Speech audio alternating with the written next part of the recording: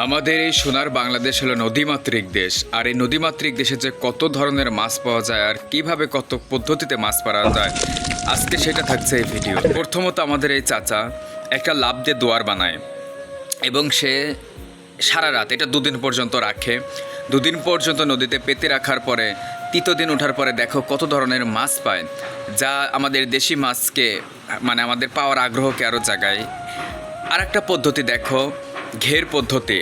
এটা বড় বড় নদী যেখানে 2টা ডোঙা নিয়ে তারা মানে ঘের দেয় মাছ। ঘের দেওয়ার পরে এইটার থেকে তো অনেক মাছ পাওয়া যায় এবং এটা থেকে বেশি বেশি ছোট পোনা মাছগুলো বেশি পাওয়া যায়। আর একটা তোমাদের আমি ধাপ দেখাই। আর একটা ধাপ হচ্ছে দেখো ঝাঁকি জাল।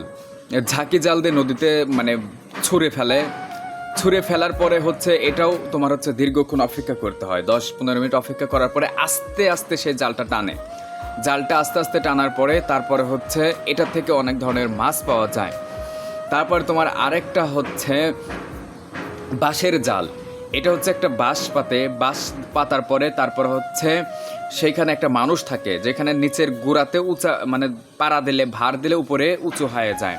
তো এটা তারা পেতে রাখার পরে সেখানে কিছু প্রকার খাদ্য ছিটায় দেয় যাতে মাছ তাড়াতাড়ি তাদের জালে ধরা পড়ে। তারপর মাছগুলো যখন খাদ্য খাওয়ার পরে এই জালের মধ্যে প্রবেশ করে, তখন একটা লোক আস্তে আস্তে সেই বাঁশের উপরে ভর করে আস্তে আস্তে উপরে উঠায় নেওয়ার পরে দেখো কি পরিমাণ মাছ পাওয়া যায়। আমাদের বাংলাদেশ সত্যি অনেক সুন্দর। আর একটা বিষয় খুবই দুঃখ লাগলো, একটা মসজিদ। দেখো মসজিদটা বাংলাদেশে এত মুসলমান, কিন্তু মসজিদের অবস্থাটা কি? এখনও মুসল্লিরা নামাজ পড়তে কষ্ট হচ্ছে। বৃষ্টি এলে পানি পড়ে, কারেন্টের বাল্ব নাই, ফ্যান নাই। এত ভাগ মুসলমানের দেশে এই অবস্থা।